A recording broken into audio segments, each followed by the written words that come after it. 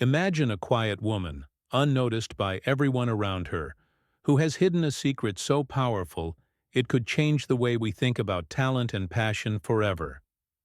In a world where first impressions decide everything, what happens when teachers force her to play a piano piece they believe is beyond her reach, only to discover she's not just any player, but a true virtuoso whose music tells a story of loss, hope, and incredible strength? This is the story of Mira, a humble soul who finds her voice again through the keys of a piano, reminding us all that sometimes the greatest talents hide in the most unexpected places. Stay with me, and you'll hear how silence and music came together to create magic that no one saw coming. Mira stepped into the music school building with quiet steps and unsure eyes. It was a warm summer afternoon, and the sounds of piano keys and soft student chatter floated through the air. She clutched her file of papers close to her chest, wearing a simple cotton kurta and an old but clean pair of sandals. Nothing about her appearance hinted at anything remarkable. She looked like any other woman who had perhaps come to enroll for an art class or attend a music appreciation workshop. No one noticed her when she walked in. No one ever really did. The front desk clerk smiled at her politely, not expecting much more than another beginner asking for piano lessons. Mira asked in a soft, respectful voice if she could join the beginner piano class for adults. She had seen the notice in the local library a few weeks ago and had thought about it many times before finally deciding to come. When the clerk handed her a form, she took it with both hands and filled it carefully, checking and rechecking every detail, as if it was very important to her. That evening, she sat on the edge of a wooden chair in the back of the beginner class. She kept her hands folded in her lap and listened closely as the teacher explained basic notes, finger positions, and posture. Around her were 8 other students, some in their 20s, others older. They came from different backgrounds: college students, office workers, a housewife, a retired doctor. Most of them chatted, asked questions, and laughed easily. Mira, however, remained quiet and observant. Her fingers moved hesitantly during the first lesson. When the teacher asked them to play a simple scale, she made small mistakes, pressed the wrong keys, or played with the wrong finger. The young teacher, Priya, seemed a little irritated. "It's all right, Mira ji," she said with a tight smile. "Just a little practice every day, and you'll get it eventually." The word "eventually" hung in the air like a soft insult. Over the next few classes, Mira always arrived on time, sat in the same seat, and followed instructions carefully. She never drew attention to herself. Whenever someone praised her for even the simplest progress, she'd just smile gently and say, "I still have a lot to learn." The teachers assumed she was one of those sweet older ladies who liked music but didn't have any real talent. They started treating her like a slow learner, speaking slowly to her, giving her easier exercises, and praising her too much for very small things. Sometimes they even ignored her completely when more confident students spoke up. In truth, Mira didn't mind. She wasn't here to show off. She wasn't here to compete. She was here for something personal, something quiet and healing. But the teachers couldn't see that. They thought she was just another overly hopeful woman, possibly trying to achieve something too late in life. They didn't know that the only reason she hesitated while playing was because she didn't want to play too well. She didn't want to attract attention. Not yet. There were moments when Mira would sit at the piano long after class had ended. She would pretend to struggle with a scale or a chord progression while everyone else was packing up. But as soon as the room emptied, her fingers would move a little more confidently, just for a second. But she always stopped herself. She always looked over her shoulder, afraid someone might be watching. She didn't want them to know what she was capable of. One evening, a student named Rahul, who often boasted about his natural musical sense, loudly asked Mira, "Why do you always act like you're confused by the keys? It's just a piano. Either you've got it or you don't." The teacher laughed a little, not directly at Mira, but not defending her either. Mira just smiled and said softly, "I guess I don't have it yet." This attitude from the teachers, and some students, didn't change over the next few weeks. In fact, it became more noticeable. Whenever someone made a mistake, the teachers would gently correct them. But when Mira did, they would sigh and say things like, "We'll keep working on it, Mira G," or "Don't worry, not everyone is born musical." No one meant to be cruel, but their words carried a kind of casual disrespect that came from assuming too much.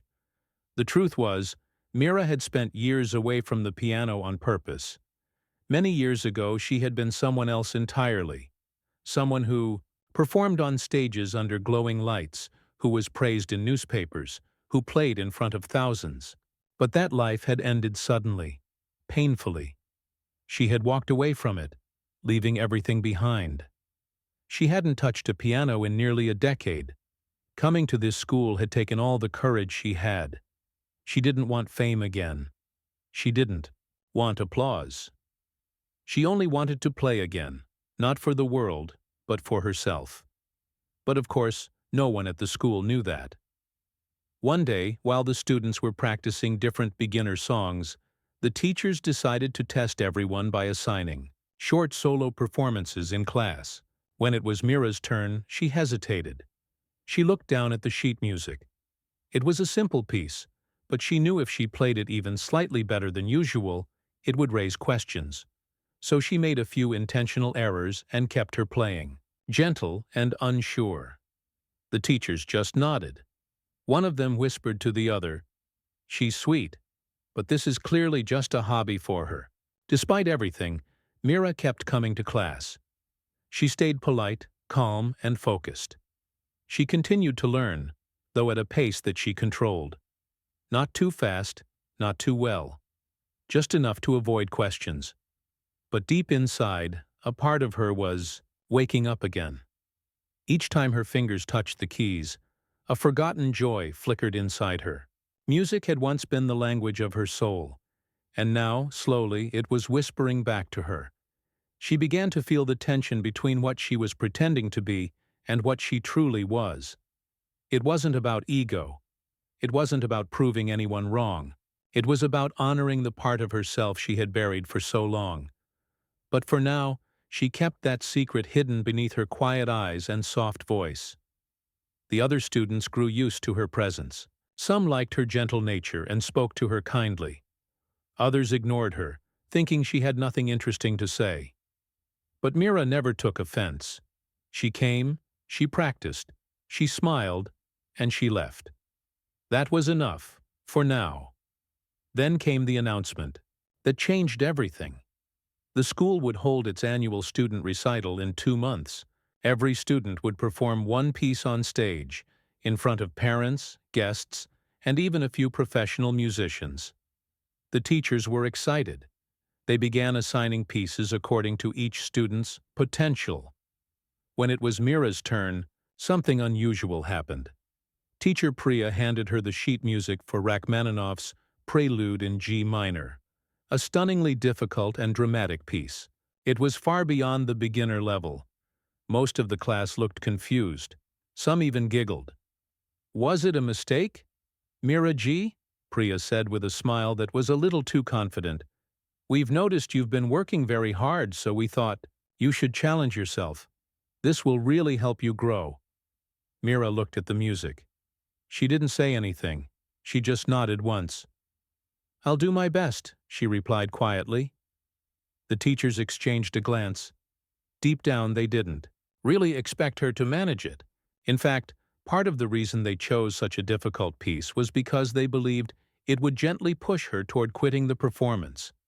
They thought they were being clever, but they didn't know that Mira knew this piece by heart. She had played it once on a European stage, receiving a standing ovation that echoed in her memory even now. That night, Mira sat alone in the school's practice room, staring at the keys. She laid the sheet music beside her and placed her fingers on the keyboard. At first, she just sat there, listening to the silence. Then, very slowly, she began to play the first notes.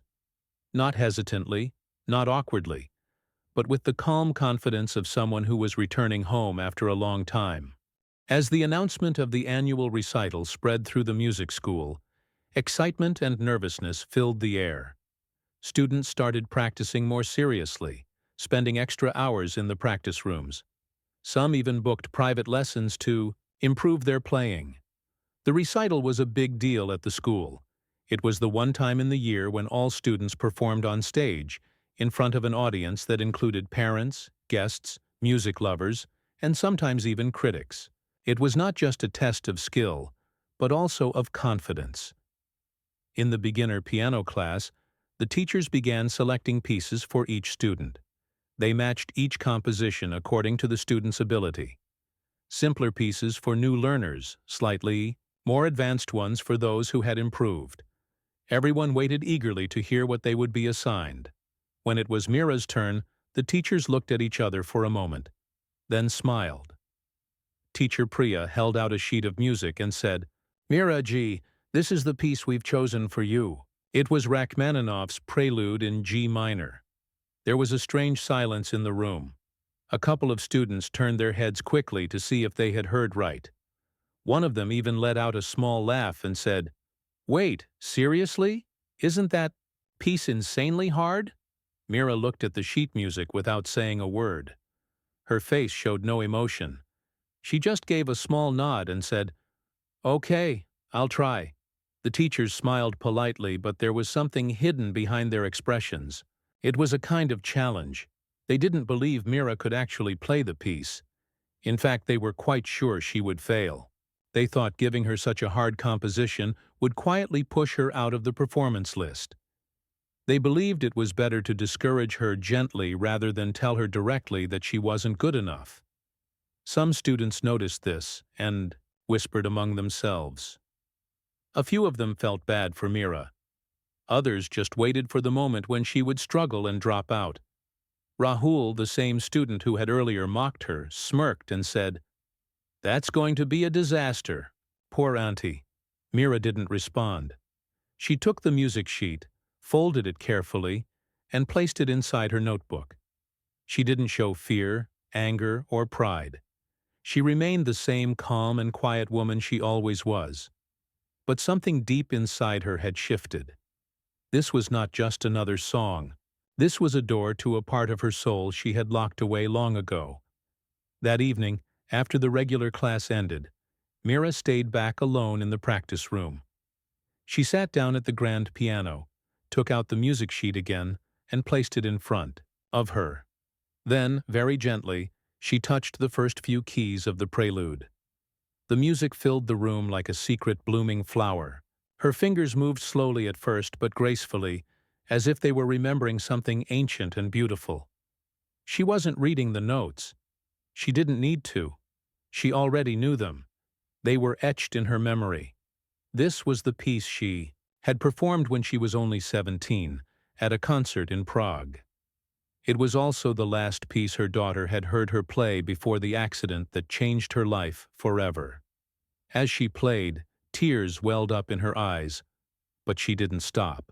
Each note felt like a conversation with the past. She wasn't playing to impress anyone. She was playing for herself. The music wasn't just sound. It was emotion, memory, pain, and healing, all at once. Unknown to Mira, the school's janitor had walked in silently to clean the room next door. Hearing the beautiful music, he stopped at the door, frozen.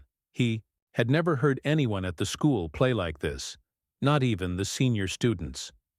He peeked through the glass window and saw Mira, lost in her music, her face calm but filled with emotion.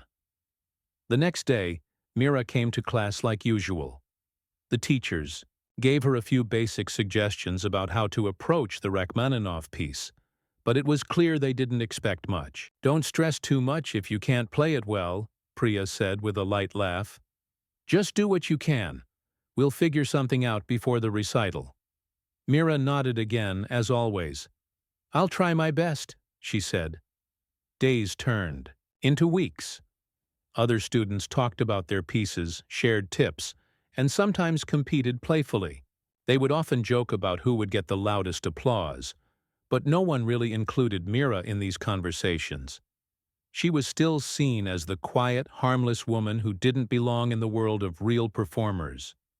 But Mira kept practicing. Every single day. She stayed late after class and sometimes came in early. She booked the practice room often, and whenever she played, she made sure no one else was around. Her fingers had grown stronger, her timing sharper, her touch on the keys more confident.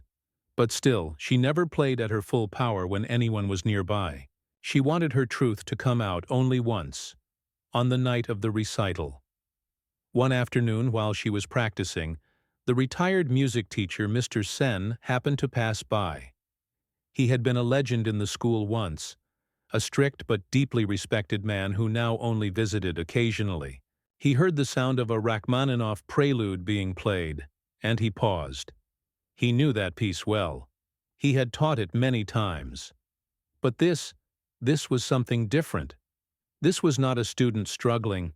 This was someone who understood the heart of the music. He opened the door quietly and saw Mira, completely absorbed in her playing. He didn't interrupt. He stood there, eyes wide, arms folded, listening as if he was in a concert hall. When the piece ended, Mira turned and saw him. She looked surprised, even slightly afraid. But Mr. Sen just smiled and said, "That was extraordinary." Mira lowered her eyes and replied quietly, "I'm just trying to learn, sir." He walked over, sat beside her, and asked gently, "Where did you learn to play like that?" Mira hesitated. Then she said, "A long time ago, but I stopped." Mr. Sen nodded slowly. "You didn't forget. You just hid it. Why?" There was a long silence. Then Mira said, "Life happened." He didn't press her. He just nodded again and said, "You're not a beginner. You're a pianist. The real kind. The kind that feels every note. You should play. On that stage. With your whole heart." Mira looked at him with moist eyes.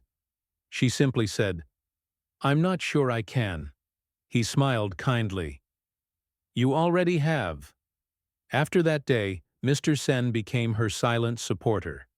He didn't tell anyone what he had seen. He didn't even tell the current teachers because he knew they had already judged her. Instead, he encouraged her gently from time to time, giving small tips and sometimes just listening. As the recital day came closer, tension increased among the students. Rehearsals began on the school's small stage. One by one, students performed, in front of the teachers for feedback. When Mira's turn came, she walked up slowly with her music sheet. Teacher Priya whispered to another teacher, "Let's just give her something easier. There's no point in letting her struggle in front of everyone." Before they could speak, Mira said, "If it's all right, I'd like to try the piece I was given." The teachers gave each other an uncertain look, then nodded. "All right, but don't worry if it doesn't go well." Mira sat down, adjusted the bench, and placed her fingers on the keys. But this time, she played only the opening few measures, softly, carefully, and then stopped. "I'll be ready on the day of the performance," she said, and walked off the stage calmly. The teachers looked puzzled. One of them muttered, "This is going to be a disaster." What they didn't know was that Mira had chosen not to reveal her full ability yet. She didn't want applause before the time was right. She didn't want their approval. She wanted to tell her story once, truthfully, completely, and through music. Not through explanations, not through arguments, just through the sound of the piano. Meanwhile, the janitor, who had watched her secretly several times, told Mr. Sen one evening, "That lady, sir, she's not like the others. She plays like she has fire in her fingers." Mr. Sen smiled. "She plays like she has pain in her heart." The night of the recital was only a few days away. Posters went up across the city. Families and guests confirmed their attendance. Everyone at the school prepared their best clothes, practiced late into the night, and dreamed of the applause. But no one expected anything special from Mira. No one knew that the most unforgettable performance of the night would come from the one woman everyone had underestimated. The humble woman who had walked in quietly weeks ago, ignored by many, pitied by some, and challenged unfairly, was about to change everything. And still, she said nothing. She waited, and she practiced, because she knew music would speak louder than words. The night of the recital finally arrived. The sky was dark and calm, filled with stars, as if even nature had paused to watch what was about to unfold. The music school was glowing with soft yellow lights. A red carpet had been rolled out in front of the entrance. Guests in elegant clothes walked in, chatting and smiling, carrying programs in their hands. The hall was decorated beautifully with flowers, candles, and posters of student performers. The air was full of excitement, nervous energy, and the scent of fresh jasmine. Inside, students were pacing nervously backstage. Some were warming up their fingers, some staring at their sheet music for the 100th time, while others were peeking through the curtain to look at the crowd. The auditorium was packed. Parents, friends, teachers, and even a few musicians from the city had come to watch. It was the biggest night of the year for the music school. Mira arrived quietly, just like she always did.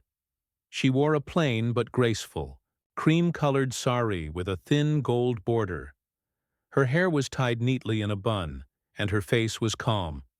She looked like someone who had come to enjoy the evening, not someone who was about to perform. No makeup, no jewelry, no show, just a quiet presence, almost invisible among the glittering crowd. When she entered backstage, a few students looked at her and gave polite nods. Others ignored her completely. Rahul, the overconfident student, whispered to someone, "She's really going to try playing Rachmaninoff tonight? She's brave, I'll give her that." There was soft laughter in response, but Mira didn't react. She just found a chair in the corner and sat down, waiting for her turn. The teachers were walking around, giving last-minute encouragement to students. Teacher Priya looked at Mira once, but didn't say anything. Maybe she expected Mira to back out at the last moment. Some part of her still believed this humble woman wouldn't go through with it. The show began with a few simple pieces. Children played short songs, and parents clapped proudly. Then came a teenager who played a Bollywood tune, and the audience hummed along. The mood was warm and cheerful. Then the intermediate students performed. Their pieces were longer, more emotional, and slightly more complex. Some stumbled on a few notes but were still cheered with applause. Every performer was treated kindly. Everyone except Mira was expected to give a fair performance. Her turn was still far down the list. Backstage, Mira closed her eyes and took slow breaths. Her fingers moved gently over her lap, as if playing invisible notes. Her mind wasn't on the crowd, or the lights, or the applause. It was on the music. She was remembering each key, each phrase, each emotion buried inside the composition. She didn't have a plan. She had a feeling. When Rahul went on stage, the crowd clapped loudly. He played a dramatic piece with lots of hand movement, even if not perfect. But he played with confidence, and the audience liked it. When he finished, he gave a theatrical bow and walked off the stage like a hero. Backstage, he looked at Mira and said with a smirk, "Good luck out there. You'll need it." Mira just smiled politely and said, "Thank you." Then came the announcement that made the crowd pause. "Our next performer is Ms. Mira," said the host. "She will be playing Rachmaninoff's Prelude in G minor." There was a soft murmur in the audience. Many were confused. The name sounded unfamiliar to most, but a few musicians in the crowd raised their eyebrows. That was not an easy piece. It was known for its power, emotion, and difficulty. People leaned forward in curiosity. Mira walked onto the stage slowly, holding her folded sheet music. The lights fell softly on her as she reached the grand piano and sat down. She didn't unfold the music sheet. She just placed it gently on the stand as a formality. Then, with a deep breath, She placed her fingers on the keys, and she began. The first notes struck like thunder, bold, deep, and full of power. The opening chords echoed through the auditorium like a heartbeat that had waited too long to be heard. The crowd froze. Even the teachers, who had been whispering at the side of the stage, went silent. Mira's fingers moved across the keys with a kind of grace that comes only from deep love and deep pain. She wasn't just playing the notes, she was telling a story of joy, of sorrow, of loss, of silence, and of return. Every phrase was alive. The loud parts roared like a storm, and the soft parts whispered like memories. The audience was completely still. Not a single cough, not a single rustle. Everyone was trapped in the spell of her music. No one had expected this. No one had imagined that the quiet woman in the back of the classroom could play like this. The teachers stared at her with wide eyes, their mouths slightly open. Priya clutched her seat, not in anger, but in disbelief. Rahul, who had laughed at her so many times, sat frozen. His earlier confidence had vanished. He couldn't even look up, and backstage, Mr. Sen smiled. He had known. He had seen it coming. As Mira moved into the heart of the piece, something incredible happened. The music seemed to lift the entire room. The piano became more than an instrument. It became her voice. A voice she had hidden for years. A voice that had been silent for too long. She wasn't showing off. There was no pride in her performance, only truth. The kind of truth that comes from years of struggle, love, and quiet endurance. In that moment, Mira was not just a woman playing a piano. She was music itself. When the final note echoed and faded, there was complete silence for a second. And then the room erupted. The applause began softly, as if people were unsure whether they were dreaming. But soon it grew louder, stronger, until the whole hall was clapping. Some were standing. Some had tears in their eyes. Even the musicians in the audience looked stunned. They knew what they had just witnessed.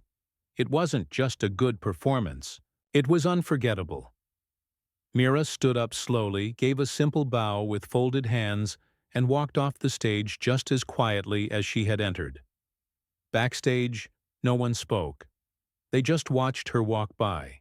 Even Rahul, who always had something to say, looked down, unsure what to feel. The teachers followed her into the wings. Priya touched her arm and said in a shaken voice, "Mira ji, that was something none of us saw coming. Why, didn't you tell us?" Mira looked at her gently and said, "You never asked." There was no anger in her words, just honesty. Mr. Sen stepped forward and said, "You didn't just play, Mira. You reminded us why we love music." She gave a soft smile and said, "I only played what I feel. The rest was the piano's job." Later that night, after all, the performances ended. Mira sat alone in the now empty auditorium. The lights were dimmed, the chairs were silent, and the stage was still. She walked up to the piano one last time, touched the keys gently, and closed her eyes. She had no idea what the future would bring after tonight. But for the first time in years, she felt like herself again. Not because of the applause, not because of the attention, but because she had finally allowed her music to speak again. It was not about proving anyone wrong. It was about proving to herself that she had never truly lost what she loved. And somewhere, in the quiet of the night, the soul of the piano whispered back, "Welcome home." After the night of the recital, something changed in the air. People at the music school were talking about only one thing, Mira's performance. Students who had ignored her before were now whispering her name in every hallway. Teachers who had underestimated her looked uncomfortable when her name came up. No one had expected that the quiet, humble woman would deliver the most powerful performance of the evening. But she had, and no one could deny it now. The school's official social media page uploaded a small video clip of Mira's performance. Within a few hours, It had been shared hundreds of times. Comments poured in from people praising her playing, asking about her, and wondering how such talent had gone unnoticed for so long. Even a few well-known musicians and piano teachers from outside the city shared the video, saying that this was a performance filled with soul and truth. At first, Mira was unaware of all this. She had no social media accounts, no online presence, and no idea that her music had quietly reached people far beyond the walls of the school. For her, the performance had been something personal. She had done it not for fame or recognition, but simply because her heart had needed to speak. When she came to class the next day, she was dressed the same as always. Simple kurta, clean, tied hair, soft sandals. She didn't walk like a star or act like a winner. She just entered, placed her bag down, and waited for the teacher like she always did. But the atmosphere in the room had changed completely. Students who once saw her as an outsider now looked at her with new eyes. Some smiled politely. Some nodded, in respect. Rahul, who had once laughed at her, kept his eyes low and didn't say a word. His usual arrogance was gone. The mocking smile on his face had disappeared. For the first time, he looked unsure of himself. Priya Mom entered the room a few minutes later, and even she paused for a moment when she saw Mira. There was something in her eyes, a mix of admiration, confusion, and guilt. "Good morning, everyone," she said. "Before we begin, I just want to say something." The room became quiet. "Know all of you worked very hard for the recital, and I'm proud of each one of you. But last night, we all witnessed something truly special. Mira ji, your performance was unforgettable. You reminded us what music really is, deep, honest, and full of heart." Everyone clapped, and Mira looked slightly embarrassed. She gave a soft smile and folded her hands as a gesture of thanks. But Priya Ma'am wasn't finished. "I also want to apologize," she said. "Sometimes we teachers make the mistake of judging people too quickly. We forget that music isn't only about age, appearance, or the way someone enters a room. It's about what they carry inside. And you, Mira ji, carry something very rare." Mira nodded gently. "Thank you, ma'am," she said. "That means a lot." After that, the class continued as usual. But things were not really the same anymore. Students began asking Mira for advice. One girl even asked if Mira could listen to her piece and suggest improvements. Another student quietly placed a small thank you note on Mira's desk that read, "You inspired me." Later that week, the principal of the school called Mira into her office. It was the first time she had been there. The principal was an older woman with kind eyes and a calm voice. She stood up and shook Mira's hand. "I wanted to meet the person everyone's talking about," she said with a smile. "Your performance has reminded us that talent can come from anywhere, at any time. You have a gift, and I believe we should help you share it." Mira looked surprised. "I'm not sure what you mean," she said. The principal explained, "We are starting a new weekend series where special performers give masterclasses and talk about their musical journeys. We'd like you to be the first guest." Mira hesitated. "I've never taught anyone before," she said, "and I'm not used to talking about myself." "You don't have to prepare anything fancy," the principal replied. "Just be yourself, tell your story, and let the music speak." Mira agreed, though nervously. The date was set for the following weekend. A poster was made with her photo, just a still image from the recital video. Underneath it were the words, "Mira, the silent virtuoso, a journey back to music." When the day came, the small hall at the school was filled with students, parents, teachers, and even a few musicians from outside the school. Mira walked in wearing a light blue sari, her hair loose for the first time. She looked elegant, but still simple. When she sat down at the piano, the room became silent. She began by talking softly. "I was once a full-time pianist. I studied in Europe. I performed in many concerts. Music was everything to me. But then, Life changed. She paused. I lost my daughter in a car accident. After that day, I couldn't touch the piano. I felt like the music inside me had died. A hush fell over the audience. Some people looked at her with tears in their eyes. I moved back to India, she continued. I lived quietly, doing small jobs. I avoided music.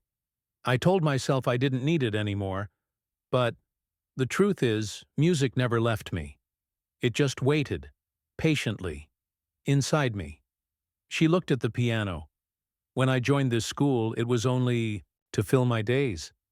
I thought maybe I could just touch the keys again. I didn't expect anything. I didn't want anything. But when I was given that Rachmaninoff piece, something inside me woke up. Then she played again. A different piece this time, something softer, a Chopin nocturne. And as the gentle notes filled the room, everyone listened not with their ears, but with their hearts. When she finished, the room stood in applause. This time it wasn't just about talent. It was about courage, about healing, about a woman who had once lost everything, and still found a way to sing again through her fingers.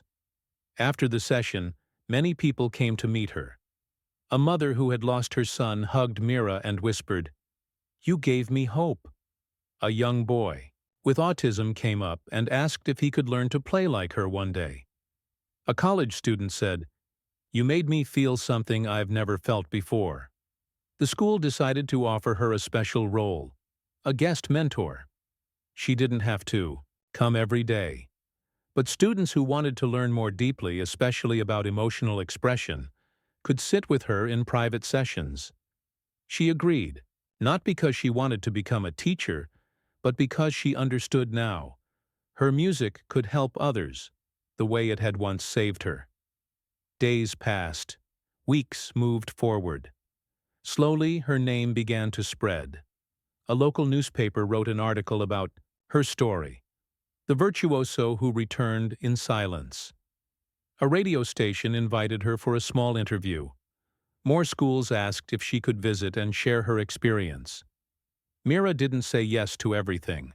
She still lived quietly, still walked to school alone, still cooked her simple meals. But now, when she played the piano, she didn't hide. She allowed people to listen. One afternoon, while sitting by herself in the garden, Mira looked up at the sky and whispered, "I hope you heard it, Beta." She was talking to her daughter. "I finally played again. I finally came back." The wind moved through the trees gently, almost like an answer. That evening, Mira opened an old suitcase in her room. Inside were old photos, newspaper clippings from her concerts, letters from her music teachers in Europe, and her daughter's small pink scarf. She held it for a long time, pressed it to her heart, and cried softly. But this time the tears were not only for sorrow. They were also for peace, because music had returned to her. And so had she. Her story had touched many lives now, but the most important thing it had done was give her back her voice.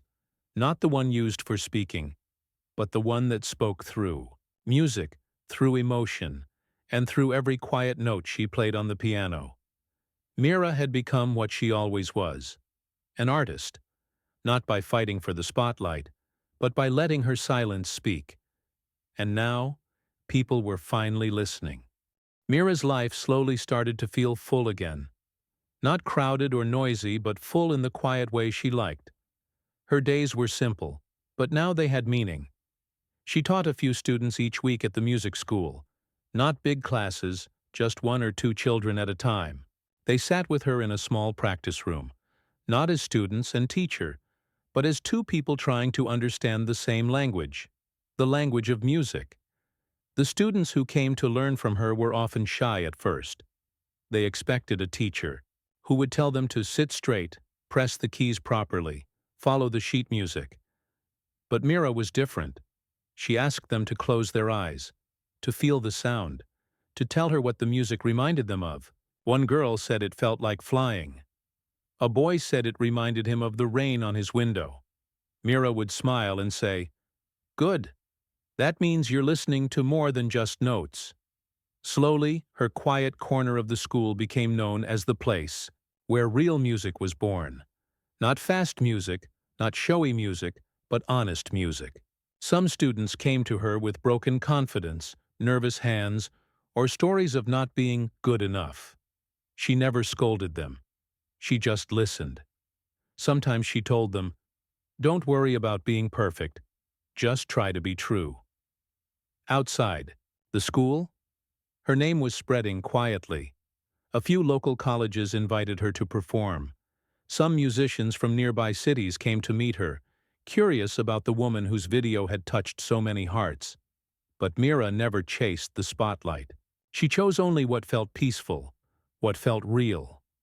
One afternoon, while teaching a young boy named Arav, something unexpected happened. Arav was trying to play a soft piece but kept making mistakes. He slammed his hands on the keys in frustration and said, "I can't do it. I'm not like the others. I'll never be good." Mira didn't correct him. She didn't even tell him to calm down. She just stood up, walked to the window, and opened it. The sound of birds and wind came into the room. "Do you hear that?" she asked him. Arav looked confused. "Hear what?" "The wind, the birds, that dog barking far away. All of it is music, too. It doesn't follow a pattern. It's not always in tune, but it's real. It means something." She walked back to the piano and gently took his hands. "You don't have to be like the others, Arav. You just have to be you." "That's enough." The boy stared at her for a moment, then slowly nodded. That day, he played better than ever before. Later that evening, Mira sat alone in the music room. The lights were off, except for one soft lamp near the piano. She looked at her own reflection in the black, shiny surface of the grand piano. A quiet smile appeared on her face. She no longer felt like someone who had been forgotten. She no longer felt like someone who had lost everything. Now she felt like someone who had finally come home to herself. But life, as always, had more surprises. One morning, Mira received a letter in the mail. It was neatly folded in an elegant white envelope with golden edges. She didn't recognize the handwriting or the sender's name. She opened it slowly and began to read. The letter was from the head of a famous music conservatory in Mumbai. It said that they had seen her recital video and had been deeply moved. The letter continued, "We would be honored if you could visit us to conduct a master class and share your journey. It would be a gift to our students to learn from someone like you." Mira read the letter twice, then placed it on her table and stared at it. The same conservatory had once invited her many years ago when she was a rising pianist. She had planned to perform there, but the accident happened, and her life had changed. She never made it to Mumbai. And now, after so many years, the same place had found its way back to her. She didn't say yes immediately. She sat with the letter for 2 days, thinking. She didn't fear performing anymore, but something in her heart was still unsure. Did she belong in such a grand place? Would she be judged again? Would it stir the past? But then she remembered her daughter's favorite saying, "If something scares you and excites you at the same time, it means you're growing." So she wrote back with a simple reply, "I would be honored to come." A week later, Mira took the train to Mumbai. The journey was long, but she enjoyed it. She watched the trees, the small villages, the changing sky. She thought about how far she had come, not in distance, but in spirit. When she arrived in the city, the conservatory had arranged a small guest house for her. It was peaceful and full of sunlight. On the day of the master class, she wore a white cotton saree and tied her hair in a neat bun. As she entered the conservatory, old memories flooded back. The wide halls, the smell of polished wood, the sound of distant instruments, all of it felt familiar. The master class was held in a large hall with a beautiful grand piano at the center. Around it sat about 50 students, all waiting silently. Some were young, some older, but all eager. Mira stood before them, her hands folded. She began by saying, "I'm not here to teach you how to play perfectly. I'm here to remind you why you fell in love with music in the first place." She spoke about her life, not in dramatic detail, but with honesty. She told them about silence, about grief, about how the piano had become her voice when she couldn't speak. She played small pieces to show them how to feel each note, how to listen to silence between notes, how to breathe with the music. When she finished, there was silence in the hall, not from lack of applause, but because no one wanted to break the moment. Later, as the students lined up to thank her, one young man said, "You didn't just teach us music, you taught us courage." A music professor who had watched from the back came up to her and said, "We would like to invite you to perform at our annual concert. No pressure, but the stage is yours if you want it." Mira smiled. "Let me think about it." And she did think about it. That night she walked alone in the guest house garden. The moon was out, and the flowers were gently swaying in the wind. She looked up and whispered again, "Do you see this, Beta? All of this, because I touched the piano." Again, she decided to perform. The concert was held in a grand theater. Hundreds of people came. Her name was printed in gold on the program. Some people knew her story, others were simply curious. When Mira walked onto the stage, there was respectful applause. She sat at the piano, took a deep breath, and began to play. The piece she chose wasn't complicated. It wasn't meant to impress. It was a simple lullaby her mother had taught her when she was a child. But the way she played it, it felt like a dream, like a memory, like the softest whisper of love and pain and peace. When she finished, there were tears in the audience, and applause that felt like a warm blanket covering the entire hall. Mira stood, gave a soft bow, and left the stage. From that day, her story traveled even further. Newspapers called her the woman who returned to music. Videos of her playing went viral again. She received invitations from places she had never heard of. But she stayed true to herself. She only said yes to the ones that felt right. She never chased fame. She let the music lead her. Back in her hometown, the school where she first returned to the piano held a special event in her honor. They named the small practice room where she taught the Mira Room. A tiny gold plaque on the door read, "Where music found its way home." Mira continued teaching. She continued playing. But most importantly, she continued healing, not just herself, but others.